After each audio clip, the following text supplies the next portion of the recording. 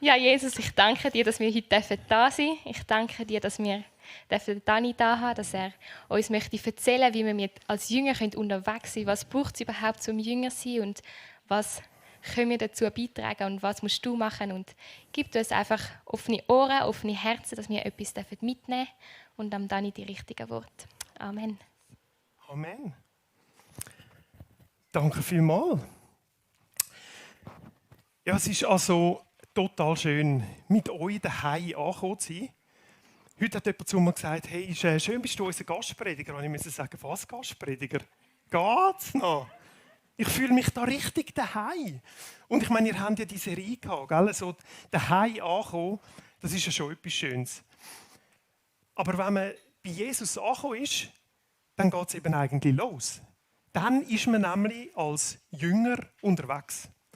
Also ich muss ehrlich sagen, ich bin schon länger als Jünger von Jesus unterwegs, aber ich bin nicht wirklich Jünger geworden.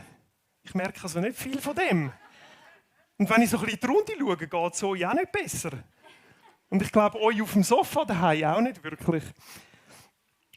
Hey, ja, aber es geht ja nicht um das, sondern es geht eben darum, als Jünger mit Jesus unterwegs zu sein. Mitten im Leben, mitten im Alltag. Und dort begegnet man nämlich Jesus auch. Irgendwo mitten in seinem Leben. Und dann ist man als Jünger unterwegs. Am letzten Sonntag hat das der Thomas Zink so wunderbar auf den Punkt gebracht. Ich habe gefragt, ob die Flipchart noch oben ist, aber die sieht so gut an, dass die jemand mit heimgenommen hat. Aber ihr habt die vielleicht noch vor Augen. Gell, der hat darauf hingewiesen, Jesus hat die Frage vom Sieg geklärt. Und dann hat er doch das Zitat vom Viktor Frankl gebracht, wo er gesagt hat, hey, wir sind nicht nur befreit von Sünde, von allem, was uns getrennt hat, von dem daheim bei Gott, sondern wir sind auch befreit für. Wir sind nämlich befreit, um als Jünger von Jesus mit ihm unterwegs zu sein. Und das ist richtig eine lässige Geschichte. Und vielleicht denkst du jetzt, ja, das ist ja selbstverständlich, Dani. Also das haben wir jetzt doch schon mitbekommen. Es ist nicht wirklich selbstverständlich. Und das werdet ihr heute mitbekommen. Wir schauen heute mal geschwind das Schulsystem an von der Zeit von Jesus, Jünger damals. Da hat es noch nicht so Präsenter gehabt, die auseinanderfliegen. Und auch nicht so wenig, wo man noch mal einschalten muss. Das funktioniert. Das Schulsystem von Jesus, das hat total auf der Tora aufgebaut. Das sind die ersten 5 Bücher Mose. Das war das einzige Lehrmittel, kann man mal so sagen. Und daheim wahrscheinlich auch eines der einzigen Bücher, falls man es überhaupt hat. Man ist in die Synagoge, geht die Schriftrollen lesen. Und für das Volk Israel, und ich glaube auch für uns heute, ist das so ein Liebesbeweis von Gott, dass er uns gelehrt hat, was sein Weg ist, wie das Leben funktioniert, wenn man ihm begegnen kann. Und genauso wichtig ist das auch zur Zeit von Jesus gewesen. Und die erste Ausbildungsstufe, die hat angefangen mit etwa 6. Sie heisst Bet Shefer und das heisst übersetzt Haus des Buches. Und dort haben die jungen Männer und Frauen die 5 Bücher von der Tora auswendig gelernt. Die ersten 5 Bücher Mose. Und wenn ich sage auswendig, meine ich auswendig, gell? Und gell, wir heute sagen, hey, das ist ja gar nicht mehr möglich, 5 Bücher Mose auswendig lernen. Ich würde das mal in Frage stellen, wenn das unser einziges Buch im Büchergestell wäre und unsere Schulbildung sich auf das fokussieren würde, wir würden staunen, was unsere 6- bis 10-Jährigen auswendig lernen. Und auch wir, gell? Hey, wir können so vieles auswendig. Ganze Chartsongs, Namen, Telefonnummern, was Keibs. Ich glaube, wir können auswendig lernen. Und ich wünschte mir, wir würden die Herausforderung vielleicht ein bisschen annehmen. Und die Predigt heute wird dich vermutlich motivieren, um wieder ein bisschen mehr Bibelstellen auswendig zu lernen. Also mit etwa 10 haben die dann die ersten 5 Bücher Mose auswendig können. Dann sind sie in die nächste Stufe gekommen. Und das ist, die hat geheissen Bet Talmud. Und das ist so von 10 bis etwa 14 gewesen. Und dort haben sie den Rest der hebräischen Schrift auswendig gelernt. Psalmen, die Propheten, die ganzen Bücher. Da sind sie auch noch mal gut beschäftigt gewesen. Und in dieser Zeit haben sie dann auch gelernt, wie man gute Fragen stellt und wie man gut antwortet. Also ein Schüler damals, wenn der auf eine Frage vom Rabbi einfach eine Antwort gegeben hat, dann hat er Schimpfis gekriegt. Auf eine Frage vom Rabbi hast du eine Gegenfrage stellen, eine gute. Nicht einfach die Antwort geben, das ist ja viel zu langweilig. Und das haben sie gelehrt. Ich erinnere mich da gerade an den 12-jährigen Jesus im Tempel. Die einen kennen vielleicht die Geschichte.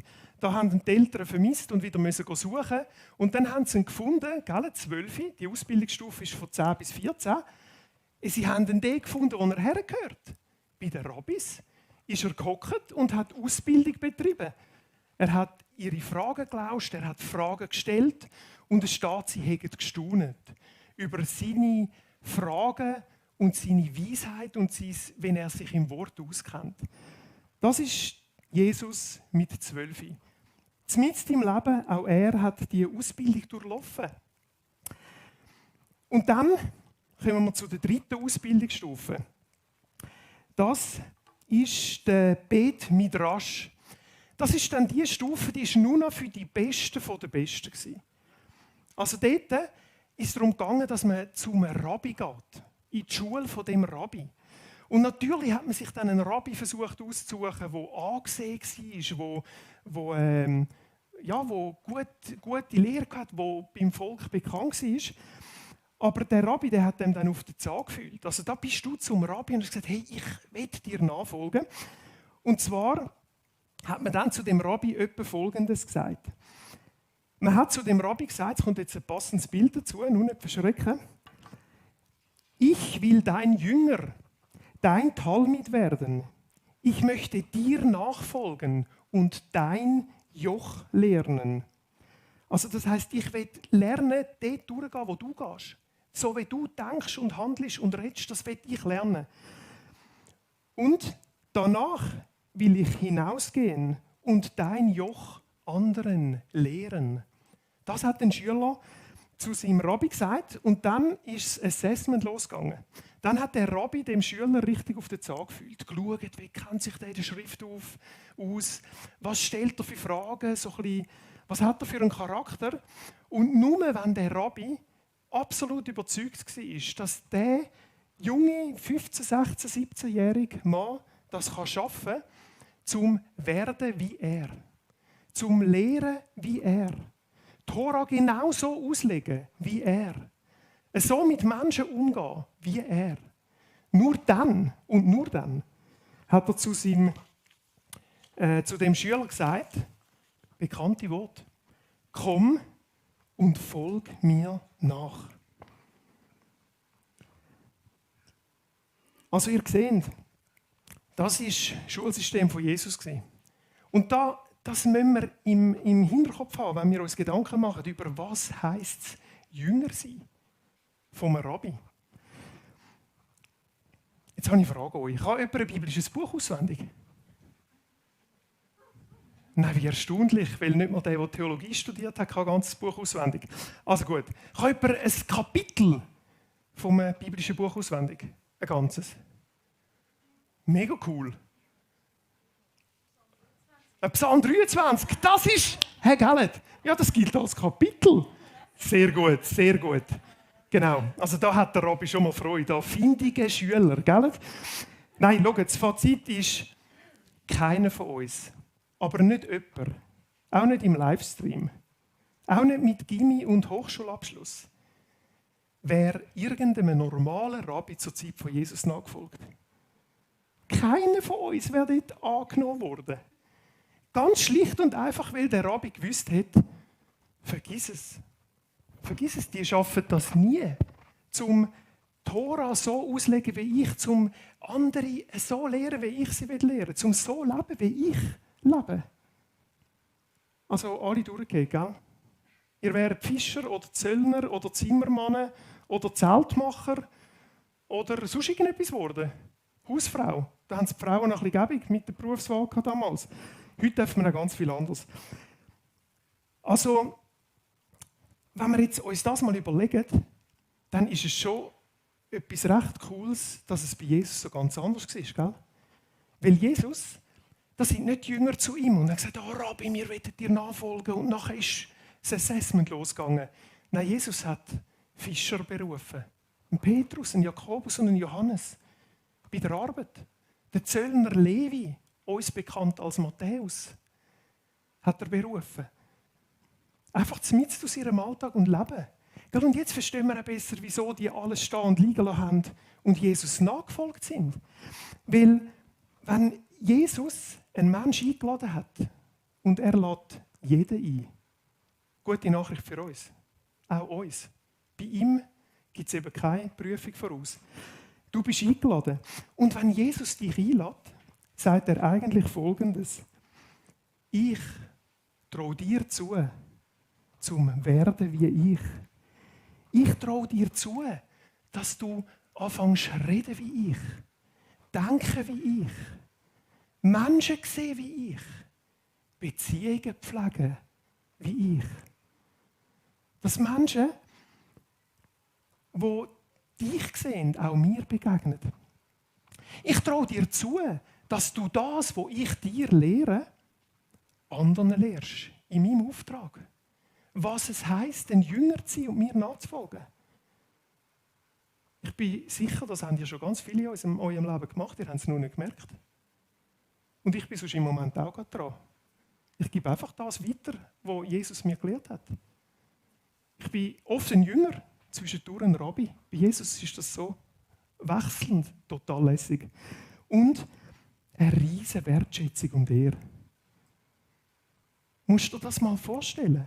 Für jemanden zur Zeit von Jesus. Was für eine Wertschätzung und Ehre, dass Jesus uns das zutraut. Es ist verrückt. Und der Petrus, er war eben ein Fischer, nachher ein Jünger von Jesus, unterwegs geworden mit Jesus. Und er hat dann auch später als Rabbi andere gelehrt. Er hat genau das gemacht, was Jesus ihnen aufgetragen hat und was Jesus auch dir und mir aufgetragen. Und das hat er seinen Jüngern kurz vor zum Vater ist, in sein wirkliche Daheim und auch in unser wirkliche Daheim, hat er seinen Jüngern das gesagt. Und auch für den Missionsbefehl hilft es, wenn wir verstehen, was Jünger sein geheissen hat. Er hat nämlich seinen Jüngern aufgetragen, da ging Jesus auf seine Jünger zu und sprach: Ich habe von Gott alle Macht im Himmel und auf der Erde erhalten. Die Siegfrage ist geklärt. Forever. Deshalb geht hinaus in die ganze Welt und ruft alle Menschen dazu auf, meine Jünger zu werden. Ein bisschen anders formuliert, geht und ladet Menschen auch ein. Ohne Assessment und was für Prüfungen, gell? Bei mir ist jeder eingeladen. Das hat er ihnen hier gesagt. Und wenn sie wollen, mir nachfolgen, dann tauft sie auf den Namen des Vaters, des Sohnes und des Heiligen Geistes. Lehrt sie, alles zu befolgen, was ich euch aufgetragen habe. Das heißt, lehrt sie mein Joch. Wisst ihr noch, gell? Esel. So einfach das, was er uns lehrt. Wo er lehrt, wo er sagt, wo er lebt, sollen wir weitergeben. Ihr dürft sicher sein, ich bin immer bei euch, bis das Ende dieser Welt gekommen ist. Also Jesus gibt seinen Jüngern einfach den Auftrag, Jünger unterwegs zu sein. Und dabei eben auch sein Joch anderen zu lehren. Und der Petrus, der hat das eben gemacht. Der hat einen Brief geschrieben an andere Jünger und hat ihnen so ein bisschen erklärt, wie Jünger sein bei Jesus funktioniert. Und wir werden jetzt im 2. Petrusbrief eintauchen, im Kapitel 1, ab dem Vers 3.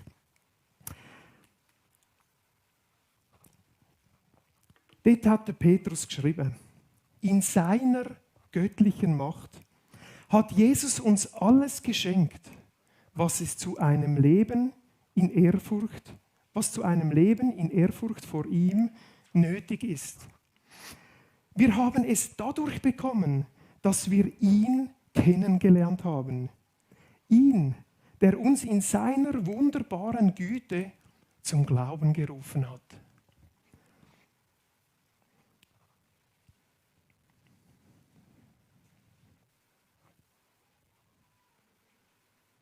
Das wird irgendwie nicht. Wir kommen zum Punkt 1. Genau. Was in dem Text nochmal ganz klar rauskommt, ist, Jünger wirst du nur auf Einladung. Jünger, da musst du eingeladen werden. Als Jünger wirst du berufen. Jesus, er lädt seine Jünger ein. Jesus lädt dich und mich ein. Bei Jesus ist jeder Mensch eingeladen. Die Einladung von Jesus, komm und folg mir nach, die steht seit 2000 Jahren ausgesprochen im Raum. Für jeden Mensch. Und das ist eine riesige Ehre und ein riesiges Privileg. Gell? Lass noch mal her, was Jesus dir eigentlich sagt, wenn er ausspricht, komm und folg mir nach. Er sagt, ich traue dir zu, zu werden wie ich. Wow. Vielleicht hast du im Verlauf von deinem Jüngersein deine Erwartungen ein bisschen runtergesetzt. Ja, das schaffe ich halt nicht, ich bin halt nicht Jesus. Das schaffe ich halt auch nicht. Und das kriege ich auch nicht hin. Das sind die Momente, wo Jesus gesagt hat, geh weg von mir, Satan. Wenn Jesus sagt, ich traue es dir zu, dann hat er gewusst, warum er das sagt. Und dann sollten wir es ihm glauben und uns das zutrauen, dass das wird in unserem Leben. Wenigstens das, was Jesus erreichen will. Wir kommen noch darauf, wieso er das so mutig sagt. Der zweite Punkt, der entgegenkommt, ich glaube, ihr müsst drucken. He? Wunderbar, Teamwork. Der zweite Punkt ist, es ist reine Gnade. Ein reines Geschenk. Gell? Wir haben mitbekommen, keiner von uns wäre auch bei einem ganz normalen Rabbi angenommen worden. Keiner. Es ist ein riesiges Geschenk. Ein unverdientes Geschenk. Und das haben wir auch gelesen in dem Text. In seiner göttlichen Macht hat Jesus uns alles geschenkt, was zu einem Leben in der Ehrfurcht vor ihm nötig ist. Es ist ein Geschenk ohne Qualitätskontrolle. Das ist zur Zeit von Jesus total atypisch gewesen. Und übrigens auch heute noch. Also ich meine, wo, bitteschön, bist du einfach angenommen und jemand sagt, hey, ich traue dir das Größte zu. Einfach, weil du bist. Mit deiner ganzen Vorgeschichte. Mit deinen Ecken und Kanten und deinen Grenzen. Mit all dem, was wir schon vergeigt haben, uns selber und Menschen verletzt. Wow. Das meint Geschenk und Gnade. Und er kann das. Er kann das, weil er die Voraussetzung, dass das möglich wird, am Kreuz auf Golgatha geschaffen hat. Sein Sieg dort schafft diese Voraussetzung. Darum kann er das sagen. Darum kann er dich einladen als Geschenk. Und darum traut er dir auch zu, dass es funktioniert. Weil er jedem, der seinem Wort glaubt, der an ihn glaubt und ihm nachfolgt, sein Geist schenkt. Und da kommen wir gerade zum nächsten Textabschnitt. In 2. Petrus 1, Vers 4. Genau. In seiner Güte hat er uns auch die größten und kostbarsten Zusagen gegeben. Die Bibel ist voll davon. Eine, die wir jetzt heute angeschaut haben, ist, er hat die Voraussetzung geschaffen. Du kannst es. Gestützt auf sie, diese Zusagen, könnt ihr dem Verderben entfliehen, denn diese Welt aufgrund ihrer Begierden ausgeliefert ist. Ihr könnt Anteil an seiner göttlichen Natur bekommen. Wie cool ist das denn? Ja, das haben die Jünger damals noch nicht verstanden. Ab Pfingsten haben sie es dann verstanden, was mit dieser göttlichen Natur gemeint ist. Wo der Heilige Geist in ihr Leben gekommen ist. Kannst du zur nächsten Folie? Der dritte Punkt, Jünger sein, nur mit Gottes Geist. Wo wir überkommen, wenn wir ihm vertrauen und nachfolgen und seine Jünger sein wollen. Und wenn ich sage, nur mit Gottes Geist, dann meine ich wirklich nur mit ihm. Und das kommt auch noch zum Ausdruck. Aber was das Coole ist, er hat es eben mit seinem Geist einem Wesen Gottes Anteil geschenkt. Und der Prophet Hesekiel, der hat 500 Jahre vor Jesus gelebt. Und durch ihn hat Gott das schon versprochen. 500 Jahre vor sein Sohn gekommen ist. Im Prophet Hesekiel lesen wir, und Gott sagt das selber, ich will euch ein neues Herz und einen neuen Geist geben. Ja, ich nehme das versteinerte Herz aus eurer Brust und gebe euch ein lebendiges Herz. Den Text haben wir auf der Folie.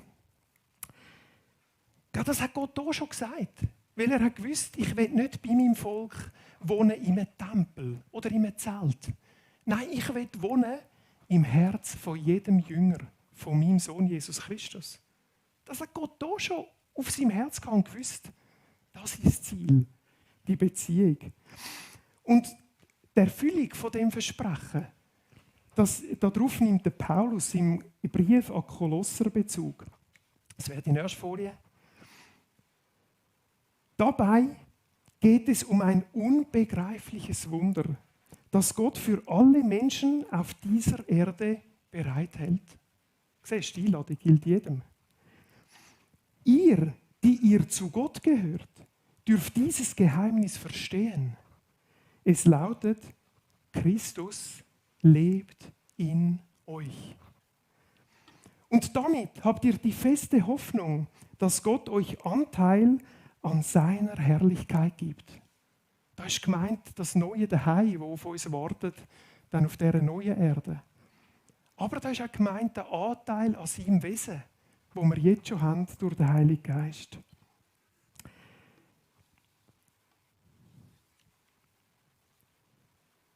Genau. Also in diesen Texten, die wir bis jetzt angeschaut haben, da nimmt der Paulus und der Petrus nehmen Bezug und zeigen den Jüngern, was Jesus da hat. Dass du und ich überhaupt Jünger sein können. Also die ersten 3 Punkte, ich weiß nicht, ob es dir aufgefallen ist, das ist einfach nur Geschenk. Da ist jetzt noch überhaupt nichts von dir im Beitrag gekommen. Vielleicht sind die einen enttäuscht. Ich weiss, wir wollen immer, wir wollen die Ärmel krempeln und leisten. Aber die ersten 3 Punkte, da kannst du einfach mal nur staunen. Und staunen, wie geliebt und wie wertschätzt und wie geehrt du bist von Gott und von Jesus, dass du sein Jünger überhaupt darfst sein. Aber jetzt wird es spannend. Jetzt wird es persönlich. Und für uns leider oft nur weltlich, aber nicht geistlich aufgeklärte Menschen wird es auch herausgefordert. Denn ehrlich, magst du dich an das Bild von Esel erinnern? Unter einem Joch. Mit Jesus heisst, Jesus, dein Wille geschehe, wie im Himmel, so in meinem Leben. Das heisst, Jünger sein, unter einem Joch mit Jesus.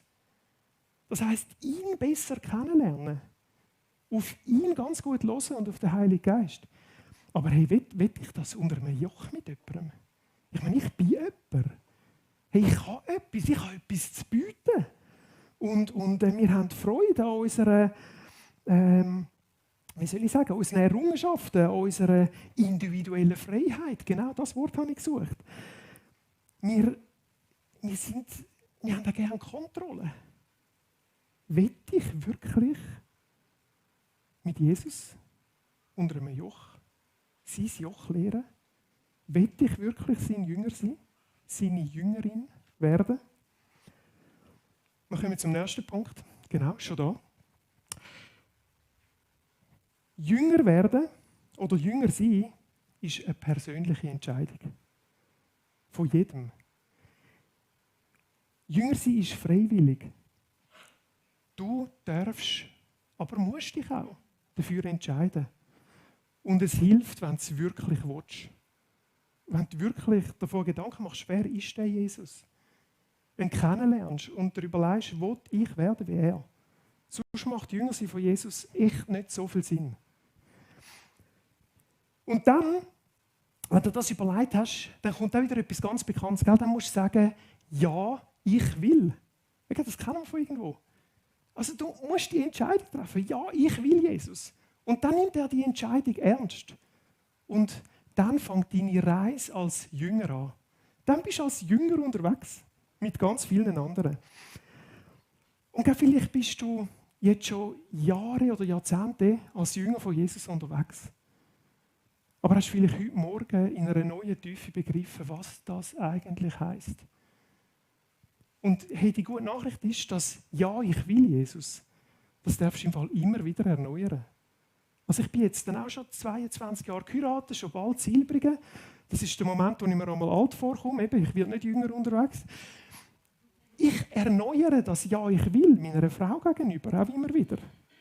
Natürlich nicht so, aber innerlich, von Herzen. Und das darfst du auch.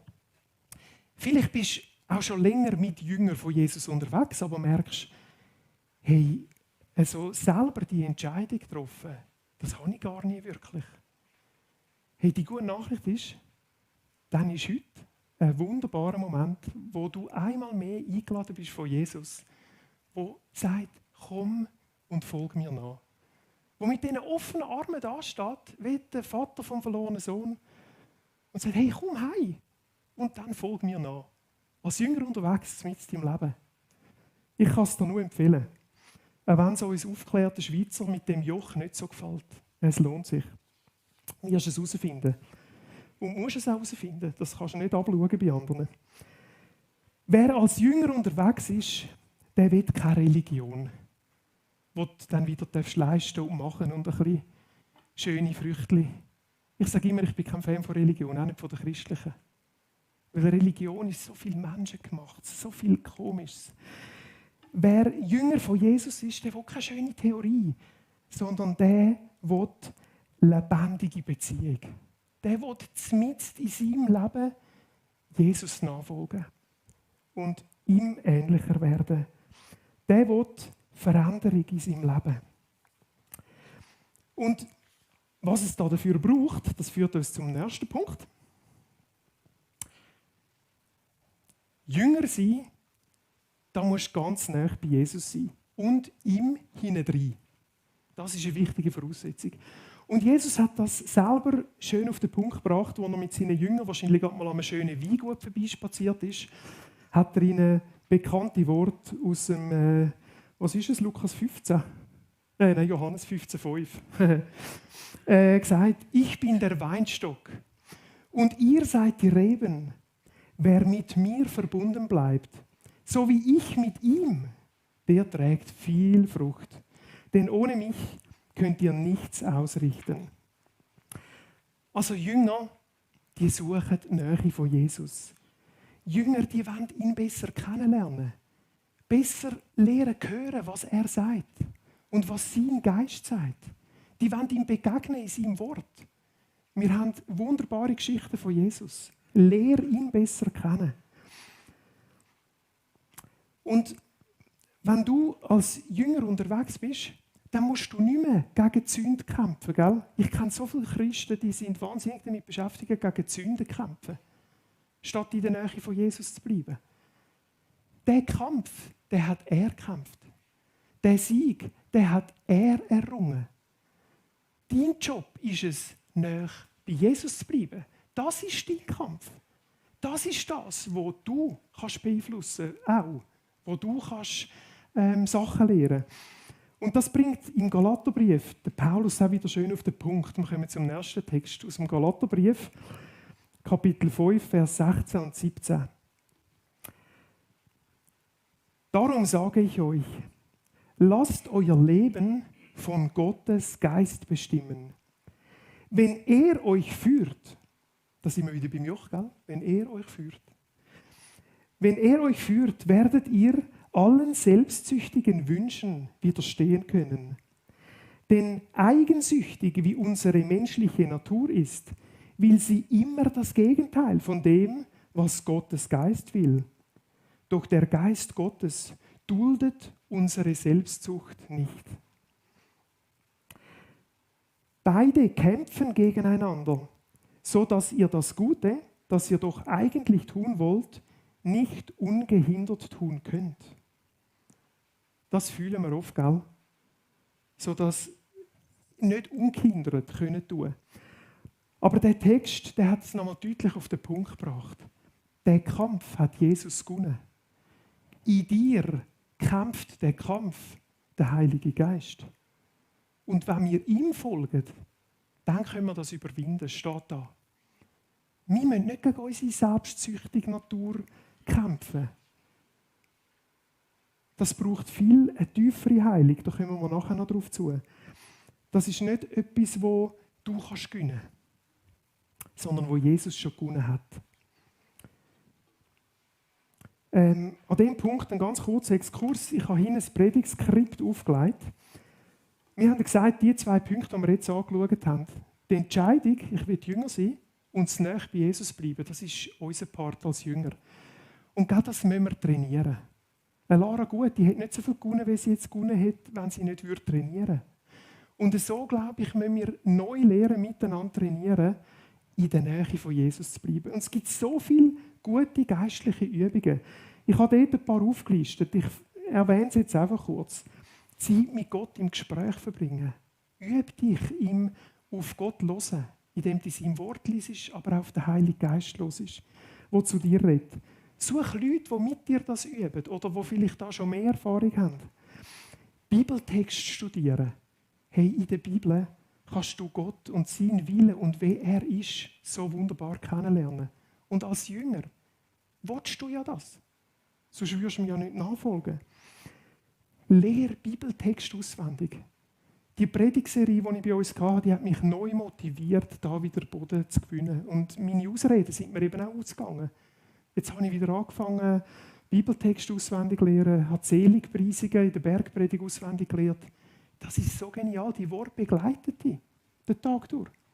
Die kommen dir immer wieder in den Sinn. Und sie kommen in eine neue Tiefe in dein Herz. Ich kann es nicht beschreiben, aber es ist super. Do it, mach ein Grüppli vielleicht. Einsamkeit. Wir brauchen in unserer stressigen Welt zwischendurch Einsamkeit. Jesus hat sie auch gebraucht. Wie viel mehr wir. Zeit, wo du einfach mal herhockst und dir wieder bewusst bist, wer bin ich jetzt der da hockt? Was bewegt mein Herz? Was macht mich kaputt? Was gibt es jetzt gerade, wo ich Gott einfach herheben will? Wo Heilung braucht? So ganz ehrlich im Moment in der Einsamkeit. Und dann etwas vom Kostbarsten, Gemeinschaft suchen. Der Jünger ist etwas ganz Persönliches, aber wir brauchen einander. Wir sind gemeinsam unterwegs. Der Heilige Geist will, dass wir uns einander verschenken. Wir haben einander so viel Kostbares zu geben. Das führt zum nächsten Punkt, demütig dienen. Ich kenne Menschen, die sind das so stark. Ich will da noch lernen von ihnen. Demütig mich anderen Menschen verschenken. Auch der Gemeinde, in der Familie, Nachbarn, an der Arbeit. So trainiert der Geist unseren Egoismus weg und unsere Selbstsucht und unsere Selbstverliebtheit. Anderen dienen, wunderbares Training. Oder auch Fasten, jetzt gerade in dieser Fastenzeit. Wieder einmal lernen, dass wir nicht alles brauchen. Dass wir auch wahnsinnig glücklich werden, ohne ganz viele Sachen. Punktuell sogar ohne Nahrung. Ein gutes Training. Und periodisch mal Bilanz ziehen. Geh mal herhocken und so, hey, wie läuft es so in meinem Jüngersein? Am besten auch mit jemand anderem zusammen. Klammer wieder zu, aber vertieft euch. Weil, wenn Training nicht in deiner Agenda steht, passiert es auch nicht. Da müssen wir uns auch für die Tasche lügen. Also so das geistliche Training, wenn du wirklich da unterwegs sein willst, schreib es in die Agenda oder schreib dir auf den Spiegel, ich belüge mich gern selbst. Eins von beidem. Genau. Gut, dann kommen wir zum nächsten Punkt, zum letzten. Wir lesen weiter im 2. Petrus 1, Verse 5-8. Darum setzt alles daran, dass zu eurem Glauben Charakterfestigkeit hinzukommt. Und zur Charakterfestigkeit geistliche Erkenntnis. Zur Erkenntnis Selbstbeherrschung. Zur Selbstbeherrschung Standhaftigkeit. Zur Standhaftigkeit Ehrfurcht vor Gott. Zur Ehrfurcht vor Gott Liebe zu den Glaubensgeschwistern und darüber hinaus Liebe zu allen Menschen. Denn wenn das alles bei euch vorhanden ist und ständig zunimmt, wir sind ja unterwegs. Gell? Das muss nicht schon da sein alles. Es darf zunehmen. Wird euer Glaube nicht untätig und nicht unfruchtbar bleiben, Auch wieder ein Versprechen, das Jesus gemacht hat. Und ihr werdet Jesus Christus, unseren Herrn, immer besser kennenlernen. Punkt. Also das ist die Einladung von Paulus, wenn er erklärt hat, wie Jünger sie funktioniert. Und der 6. Punkt, der da drin vorkommt, das heisst, Jünger sein, das heisst, Jesus immer ähnlicher werden. Und du siehst, der Punkt ist wieder rot gefärbt. Das kannst du nicht selber. Das macht er. Du hast vielleicht schon gemerkt, gell, das setzt alles daran, was wir vorher gelesen haben, das bezieht sich auf in der Nähe von Gott bleiben. Setz alles daran, dich vom Geist Gottes bestimmen zu lassen. Weil die Veränderung, die du und ich mir wünschen und die muss passieren, von einem steinernen zu einem fleischernen Herz, die passiert nicht, indem wir einfach unser Verhalten ändern. Indem wir Früchte polieren, sondern die muss in unserem tiefsten inneren Wesen, in unserem Herz passieren. Und das macht der Heilige Geist. Er ist der uns Vergebung lehrt. Er ist der uns hilft, dass Wunden, die wir mit uns herumtragen, Unversöhntes, Bitterkeit, dass wir das Gott herheben können. Mit dem zu Jesus ans Kreuz können und wirkliche Vergebung erfahren. Und Menschen loslassen, die es nicht verdient haben und wo wir vielleicht uns wehren dagegen, aber weil wir wissen, wenn die Wunden nicht heilen, dann kann ich nicht als Jünger unterwegs bleiben. Ich kann nicht mit einem verwundeten Herz anderen Willen Heilung bringen. Aber wenn du Heilung erlebst, dann gibst du das weiter, wo Jesus dich gelehrt hat. Das ist nicht so schwierig. Und doch ein herausfordernder Weg. Und das wünsche ich mir, dass gerade auch der 6. Punkt als Jünger immer wieder erleben darfst. Heb immer wieder am Heiligen Geist und Jesus deine Wunden her, die er dir aufzeigt. Sachen, wo du verletzt worden bist oder andere verletzt hast. Dass da die Heilung und die Veränderung reinkommen kann, die nur er bewirken kann. Und der Dallas Willard, der das gleichnamige Buch geschrieben hat, «Jünger wird man unterwegs», er hat ein Zitat in seinem Buch, das habe ich auf der Folie. Dort schreibt er, dabei kann die Umwandlung unseres Wesens und Charakters in eine Christusähnlichkeit durch nichts anderes erreicht werden, als durch Gottes Gegenwart in uns. Und das ist der Heilige Geist, das ist die Nähe zu Jesus. Ich bin als Nachfolger Jesu jetzt Student. Mein Leben ist Jüngerschaft. Setz alles dran, als Jünger unterwegs zu bleiben. Aber bleib auch entspannt. Darf ich nochmal die Übersicht haben von diesen 6 Punkten? Warum entspannt bleiben? Gell, die ersten 3 Punkte, die ich rot eingefärbt habe, da hat Jesus eine Leitvoraussetzung geschaffen. Er hat gesagt, du kannst es. Er droht dir zu werden wie ich. Nicht ich traue mir das zu, er. Er hat das Geschenk gemacht. Er hat uns seinen Geist, Anteil an seinem Wesen geschenkt. Auch ein reines Geschenk. Und dann der Punkt 6 auch wieder. Die Veränderung, die du dir wünschst als Jünger unterwegs, die schafft und wirkt der Heilige Geist. Er heilt in deinem Leben. Er liebt dich gesund. Er liebt dich heil. Er prägt dich ins Bild von Jesus. Und unsere beiden Punkte sind die Entscheidung, immer wieder neu. Ja, Jesus, ich will dein Jünger sein. Und ich trainiere für mich und mit anderen dir ganz nahe zu Jesus und dir hinterher. Und der Paulus bringt es im Kolosser 3, Vers 10 nochmal wunderschön auf den Punkt. Bitte noch die Folie.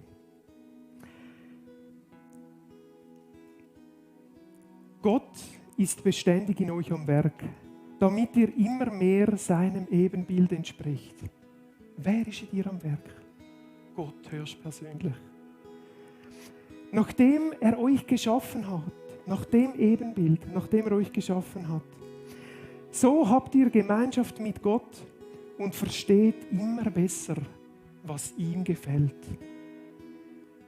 Du hast gehört, in dem Vers ist ganz viel, was entsteht, wenn man als Jünger unterwegs bleibt. Und es entsteht bis zu deinem letzten Atemzug. Darfst und wirst du unterwegs sein. Und wir reden nicht von Perfektion, sondern wir reden von einer Richtung, in die wir als Jünger von Jesus unterwegs sind. Miteinander. Jesus hinein. Unter seinem Joch. Ihm ganz nah. Amen. Ich will noch mit uns beten. Jesus, ich danke dir von ganzem Herzen für das riesige Geschenk und die gewaltige Ehre, dass du mich, Dani, berufen hast als dein Jünger. Für das riesige Geschenk, für das Gewaltige, das du mir zutraust, wo du jedem von deinen Jüngern zutraust. Ich lobe und preise dich dafür. Danke für deinen Geist, der das möglich macht. Und ich bitte dich um deine Hilfe und dass wir einander Hilfe sein dürfen, dir ganz nahe bleiben. Und dass wir miteinander staunen und uns auch immer wieder ermutigen über die Veränderungen, die wir im Leben voneinander entdecken, weil dein Geist in uns am Werk ist. Amen.